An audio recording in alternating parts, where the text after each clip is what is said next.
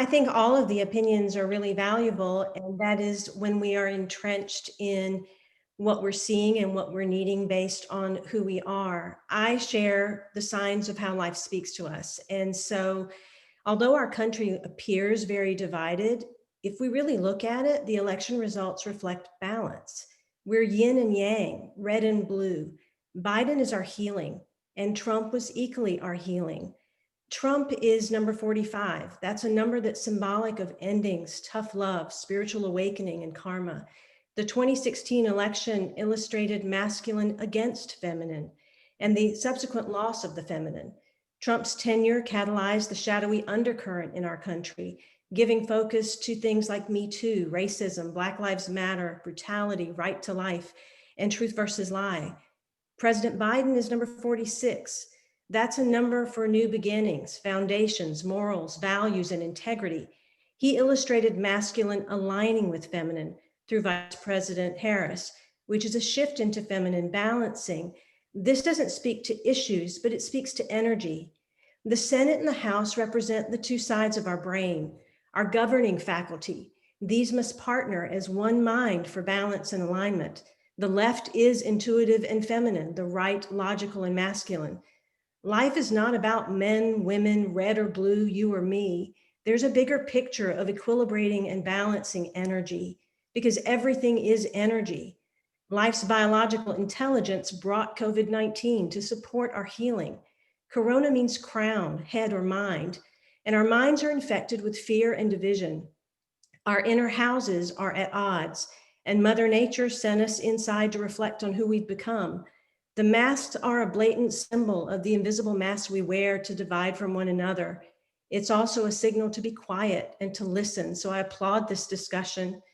COVID creates an affect to the lungs, which equates to unconscious grief. Loss of taste and smell are symbols of losing our common sense and intuitive faculties.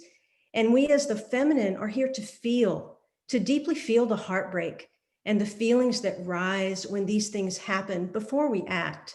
We are the healing, and this is what healing looks like.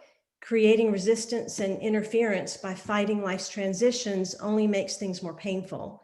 And by finding neutrality first within ourselves when these disruptions happen, we can then go with a calm, compassionate mind and heart to really listen to the person in front of us. Anything someone is saying is really their own projection of who they are. It has nothing to do with us. It's not personal. And yet it is, because we're a collective body.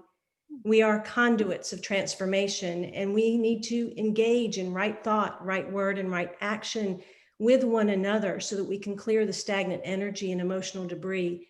And if we do that, especially as women, we can work together to get out of our heads and into our hearts, and we can let life have a chance to balance our messes. Trust life's plan, because alchemy is present. The one thing that happened is patriotism rose. More people voted than ever before, and we live in a democracy where every voice counts, and we need to revel in that balance. Being the cure instead of the virus means reestablishing trust with each other, healing our relationships, reclaiming ourselves, anchoring in our compassion and kindness, listening, holding a unified vision, and partnering with life. And through our individual mastery and neutrality, we will strengthen the focus and vision of this country. We will create communication and connection, and then be able to unite with generosity of spirit and unconditional love to create true change. But we have to understand that we are in this world, but we're not of it. We have to be willing to sometimes rise above the issues and see the big picture, and rise below the issues and feel the shadow and the feelings that exist. Thank I you. appreciate every single voice that was here. It's powerful, it's beautiful, and I applaud you all for sharing and feeling and expressing, because it's only through expressing what we're feeling and what we're going through can we truly come together. So thank you. Thank you. And I just wanted to say, because Jeannie Ralston and I were talking yesterday about how do we try to bring this forward. And I'm a member of the Sisterhood of Salam Shalom, sospeace.org, peace.org, which I first read about from an article at NextTribe, actually. And it's an organization that's devoted to bringing Muslim and Jewish women together to build bridges and fight hate and prejudice and negative stereotyping. And right before the coronavirus shut us all down, I went with some members from the sisterhood on a trip to the Tucson border, which was just illuminating. And I want to throw this out to Jeannie and our fabulous panel and Simran. How can we use tonight to start knocking down those walls and start building bridges between Democrats and Republicans? Um, and I will just insert here quickly, and I want to get everyone, but I do want to, I am thinking, we were going to take questions from the audience. Yes, we were. But it's like, it's getting late, and I think Simran, like, tied it up so well. Plus, I want to keep this conversation going. I don't want this to be the last one. And I also thought there's a sisterhood of Shalom Salam, and they work by small groups across the country, 6 Jewish women, 6 Muslim women in these small groups across the country. And it's building, changing the world through friendship. And I'm wanting to, Sherry and I were talking about this. Is there a model for this kind of, like, I'm thinking the Purple Sisterhood or something, is that we get into small groups and in our area where we meet women from other viewpoints, and we have these, we continue in smaller groups, these kind of conversations with, there's some guidelines, but this is the kind of thing that I'm thinking, and Sherry and I talked about. So I will be, all of you who are listening, I will be writing and getting some feedback on whether you'd be interested in doing something like that. But we could, I'm also open to hearing other ideas from our panelists of maybe things we could do, and whether this, something like this Purple Sisterhood makes sense. So, sorry. What about Sarah? Sarah, what do you think we can do to move forward from this?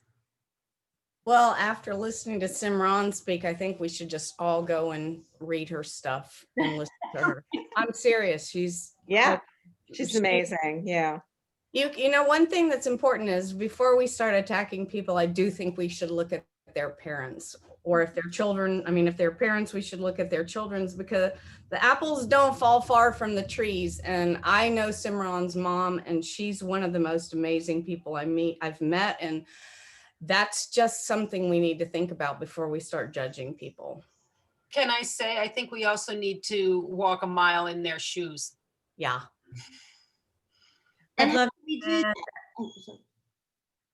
love to add that if we can ask those across the aisle, not what they think, but ask them how they feel. Tell me how your heart is. Tell me what you need. Rather than asking them what they think, we need to drop out of the head and into the heart. We need to drop down and in, all of us, whatever affiliation we are, we need to drop down and in and find our humanity and have other people access theirs.